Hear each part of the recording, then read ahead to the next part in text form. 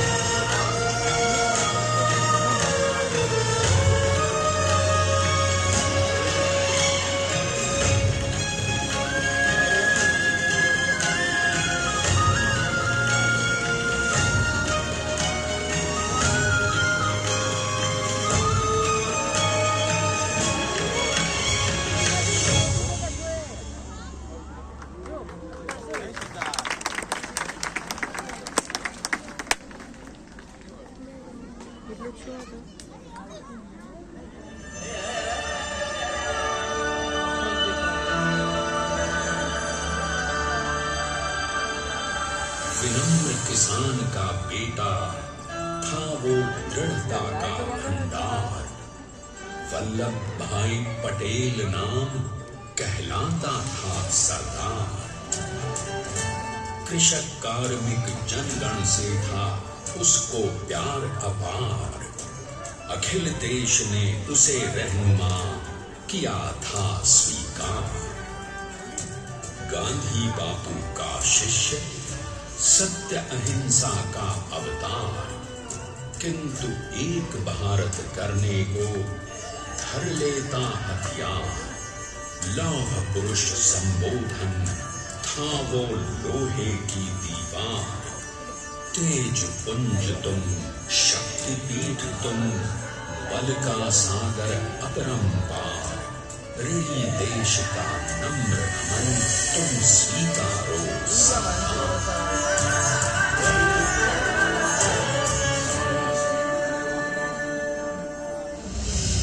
1857 में अंग्रेजों को ललकारने वाले पहले स्वतंत्रता संग्राम के एक सक्रिय सिपाही थे झवेर भाई पटेल। करमसद गांव के इस बहादुर देशभक्त किसान और उनकी पत्नी लाड भाई के 5 बेटों और 1 बेटी में से चौथे पुत्र थे वल्लभ भाई। बालक वल्लभ ने करमसद के बाद नडियाद से अपनी हाई स्कूल की शिक्षा पूरी की। फिर 13 साल की उम्र में उनकी शादी भी हो गई छोटी सी झवेर बाई से। 2 बच्चों, बेटी मणिबेन और बेटे टाया भाई को जन्म देने के बाद झवेर बाई असमय ही चल बसी। सदी बदलने और 20वीं सदी आने पर उनका जीवन भी एक चमत्कार की तरह बदला। लीडर का इम्तिहान पास करके वो वकालत करने लगे। पहले गोधरा, फिर आणंद और उसके बाद अहमदाबाद में। मगर जल्द ही वकालत छोड़कर वो बैरिस्टर बनने की इच्छा से इंग्लैंड चले गए। लंदन में बैरिस्ट्री में अव्वल आने और वजीफा जीतने वाले वो अनोखे भारतीय थे। अब तो अहमदाबाद की वरिष्ठ अदालत में बैरिस्टर पटेल की जिरह और जीतों की धूम मच गई।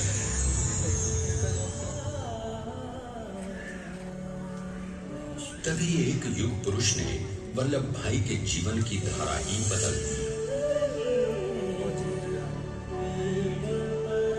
दक्षिण अफ्रीका में सत्याग्रह के अहिंसक अस्त्र से गोरे शासकों को सबक सिखाकर भारत वापस आए बैरिस्टर मोहनदास करमचंद गांधी से मिलकर वल्लभ भाई ने अपने कुछ वर्षों से सीखे विदेशी व्यवहार और संस्कार हमेशा के लिए त्याग दिए और अब वो अपने खेड़ा के किसानों को हक दिलाने के लिए बापू के साथ आंदोलन में कूद पड़े। अब उनके पैरों में जूते नहीं, गांव की धूल थी। हृदय में भारत भूमि की शस्य श्यामला धरती। मन में थे गांधी और मस्तिष्क में एक नए स्वतंत्र भारत का सपना।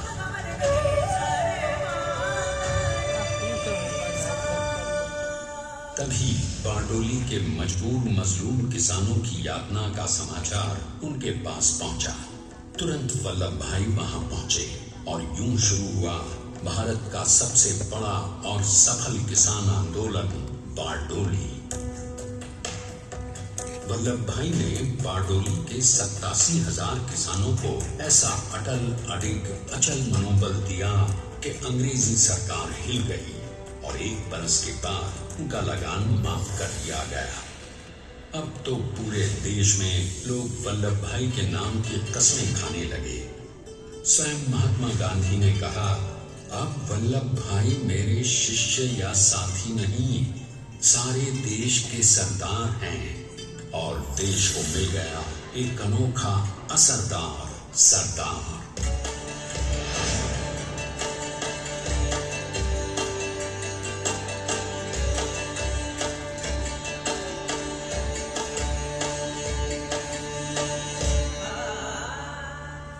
सरदार पटेल के नाम और देशभक्ति से अंग्रेज डरकर कांपने लगे। 1930 के नमक सत्याग्रह और दांडी कूच में वो बापू से भी पहले गिरफ्तार किए गए।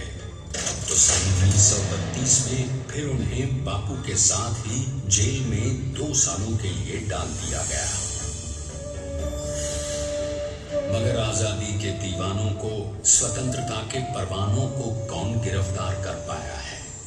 जेल से छूटते ही सरदार को कांग्रेस के नए राष्ट्राध्यक्ष पद पर चुना गया और उनकी सरपरस्ती में राष्ट्रवादी भारतीयों ने तमाम ब्रिटिश सूबों में जीत हासिल कर वहां अपनी स्थानिक सरकारें बनाई। किंतु सरदार का सपना केवल सरकार बनाना नहीं था। उनका स्वप्न तो था एक ऐसे नए भारत का जहां हर रंग, हर रूप, हर जात, मजहब, तबके का हिंदुस्तानी एक साथ मिलकर एक ऐसा नया भारत बना सके जहां पूर्ण स्वराज के साथ सारे समाज को गरीबी, अशिक्षा, छुआछूत से भी आजादी मिल जाए। इसकी पहली रणनीति थी भारत को अंग्रेजों की गुलामी से आजादी, ताकि भारत के लोगों की अपनी सरकार सबके साथ और सबके विकास के लिए काम कर सके। बापू की अगुवाई में अब देश ने अंग्रेजों को अंतिम चेतावनी दे दी, करेंगे या मरेंगे, क्विट इंडिया, अंग्रेजों भारत छोड़ो। बस फिर क्या था, संघर्ष की रणभेरी बजी। 3 सालों के लिए सरदार पटेल को भी सत्याग्रही नेताओं के साथ जेल में ठूंस दिया गया। 2 सालों के बाद अंग्रेजों को बापू के सभी शिष्यों और साथियों को छोड़ना पड़ा।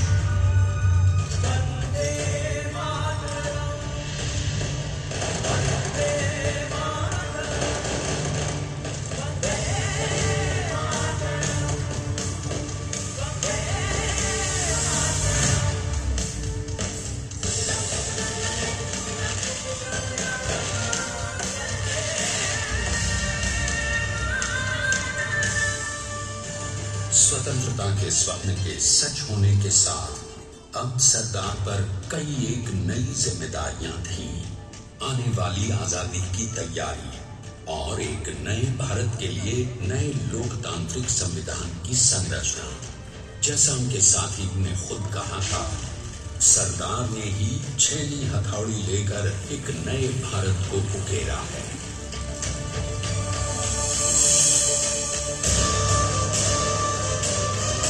स्वाधीनता तो प्राप्त हुई, लेकिन खंडित भारत में भी उठते विभाजनवादी अंधकार को अभी दूर करना था। जब देश के खंड खंड होने का भय उत्पन्न होने लगा, तो सरदार ने निर्भय होकर खुद अपनी केंद्र सरकार और साथियों को भी चुनौती दे डाली और जम्मू कश्मीर को बचाने के लिए सारे देश का आकाश वायुयानों से भर गया।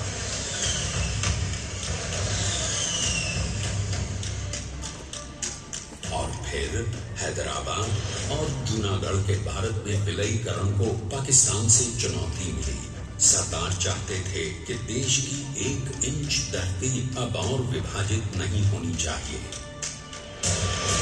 नए भारत को एक करने के लिए समझा बुझाकर मनाकर 565 रियासतों को सरदार ने अपनी सूझबूझ सदाशयिता संबल से एक नए स्वतंत्र भारत का अभिन्न अंग बना दिया। हमारे इतिहास में अखंड भारत के पुरुषार्थ का ये एक महानतम अध्याय है। जैसा उन्होंने स्वयं कहा था, हमें नए धागों को पुराने ताने बाने में ऐसे पिरोना है कि एक दूसरे में गुंथ जाए और बेहतरीन बनावट वाला एक नया भारत उभर कर सामने आ सके। अंततः अपने वज्र दृढ़ संकल्प से एक नया विराट विशाल एक भारत श्रेष्ठ भारत बनाकर दिखा ही दिया सरदार ने। संसार के सबसे बड़े प्रजातंत्र के शिल्पी को प्रणाम करने के लिए देश ने बनाया है ये समर्थ स्मारक। स्वाधीन भारत को समर्थ भारत में बदलने वाले सरदार पटेल को समर्पित प्रेरणा तीर्थ भी है। प्रधानमंत्री श्री नरेंद्र मोदी के नेतृत्व में बनी विश्व की इस विशालतम प्रतिमा के सामने आकर सारी दुनिया जैसे स्वयं ही नतमस्तक हो जाती है।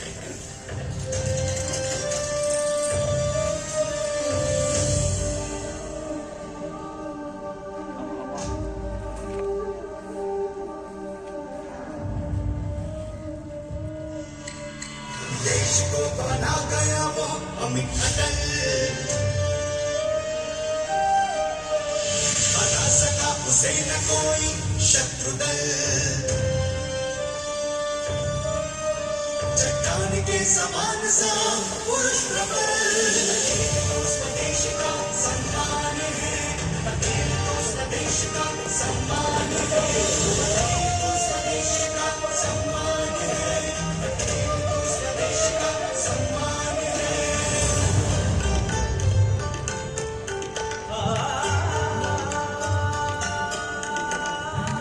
જોઈએ ને બધા બતાવી જાય ऊंचाइयां आकाश को छुए हुए, गहराइयां समुद्र की लिए हुए, कदम अधिक जमीन पर जमे